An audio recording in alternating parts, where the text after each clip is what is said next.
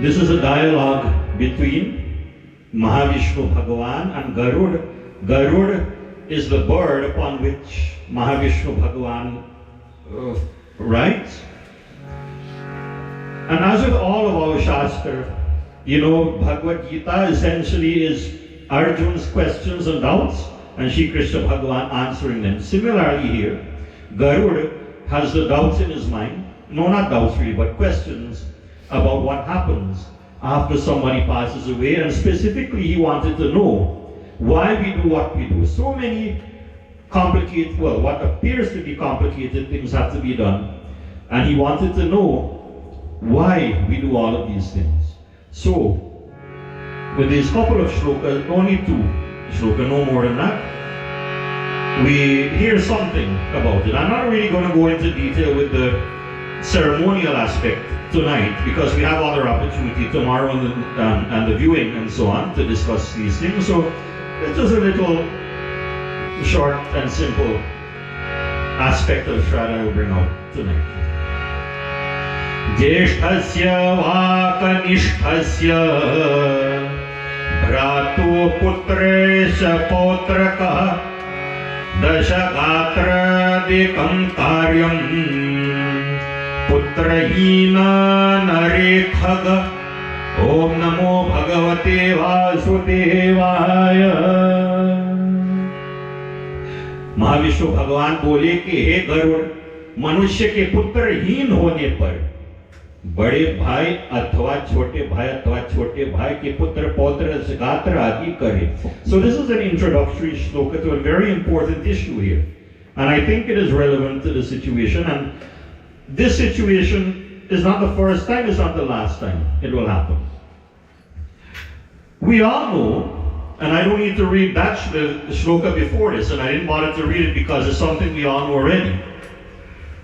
Who is the one normally who is responsible for sitting down to actually perform the Shraddha? Of course, the Pandit will be reading and guiding and everything, but who is the one who sits down to face south and offer pinda on behalf of the departed soul normally? It is the son, the eldest son. That is a normal procedure. But of course, we all have to understand, is not everybody has a son, not everybody even has relatives and family.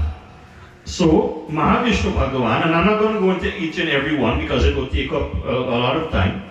He goes into a list of people who, in the absence of a son, that's what he says, Manushya ke putrahin hone par. That means putrahin means without a son.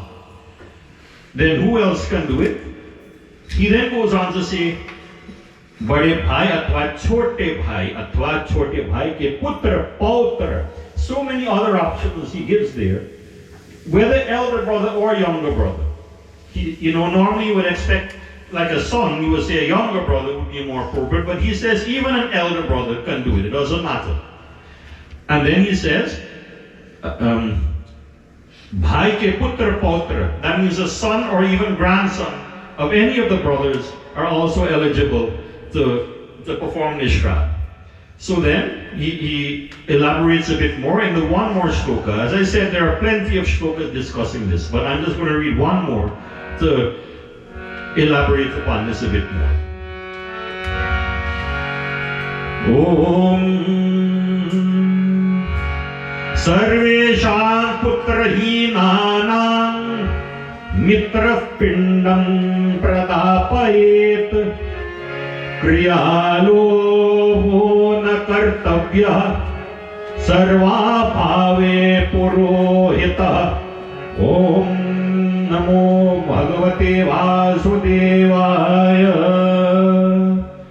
सपुत्रहीनों के मित्र पिंड दान करे, क्रिया का लोप नहीं करना चाहिए, मित्र भी ना हो तो पुरोहित पिंड दान करे.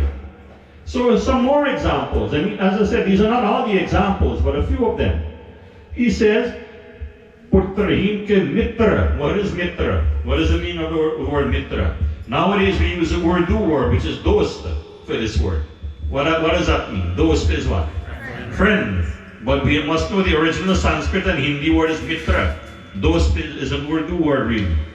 So, it says even a friend, someone who is a close friend, not even blood relative, A friend even can sit down to do it if there is no family around.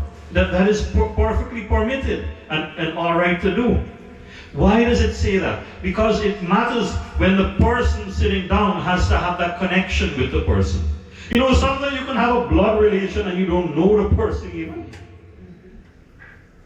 You can have a cousin living across the ocean in some other far-off country. You never met them before, yet they're your closest relative. You never met them before. Who has more connection? Somebody who grew up with that person and who has interacted with the person, or that close relative who is so far off? So that is why Bhagavan Vishnu says, a friend, someone who is a friend, and you know that word friend is used so lightly nowadays. When you say friend, it means somebody you know, but that's not what a friend is. A friend is someone who is doing what Bhai Navin is doing here. You know, to organize all of this, a funeral, and to go, you know, looking at funeral homes and organizing everything,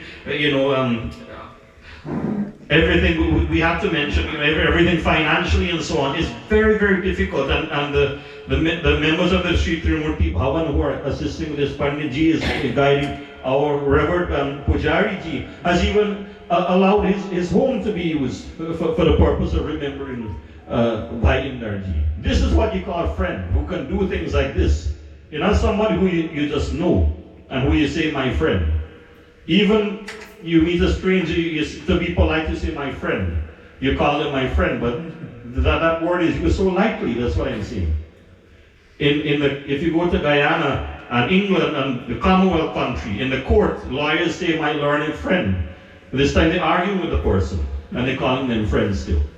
So you see, that word friend is used so lightly. So who is a true friend is entitled to sit down and do that. And also even it says in that same shloka, that Purohita, that means the one who is accustomed to performing the puja, the religious rites of the family.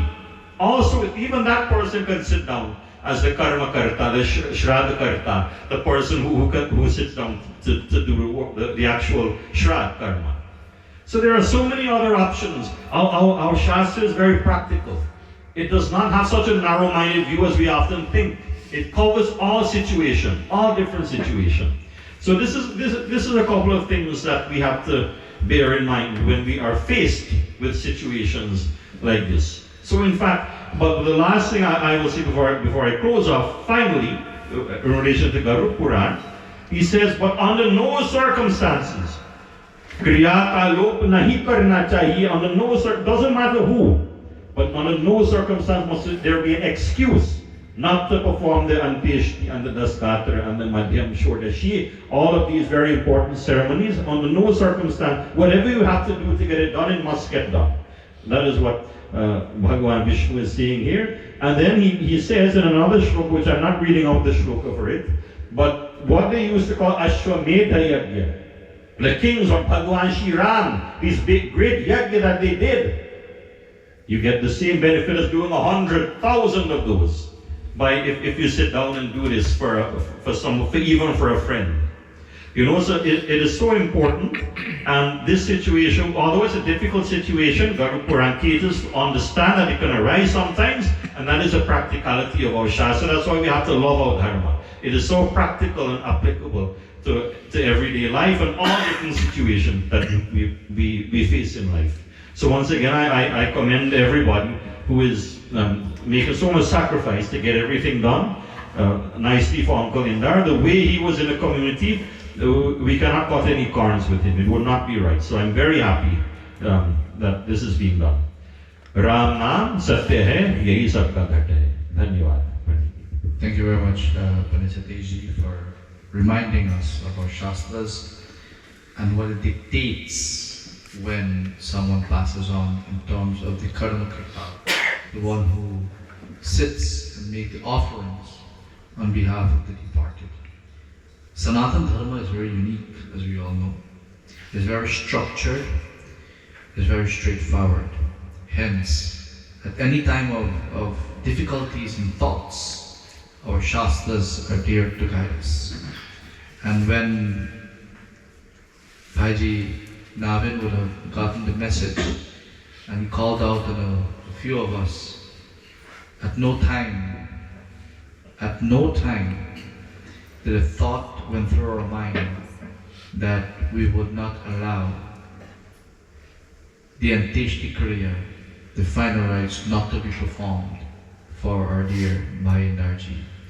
Whatever it takes, however much it takes, the Shastras dictates that the Antishti, the Dashakatra, the Madhyam Sorishi, and the Varshik Shraad ought to be performed. Hence, I want to thank all of you who has made so much contributions in whatever little which way, shape or form, so that the Atma of our dear Shriman Uncle Indar Ji will receive the benefits and the blessings of such offerings. We'll ask Auntie Sati to do a bhajan for us, Uncle Kesh, Sindhya, Priya, Divya, and I'll ask Pujas Ji also. And then we'll conclude our satsang.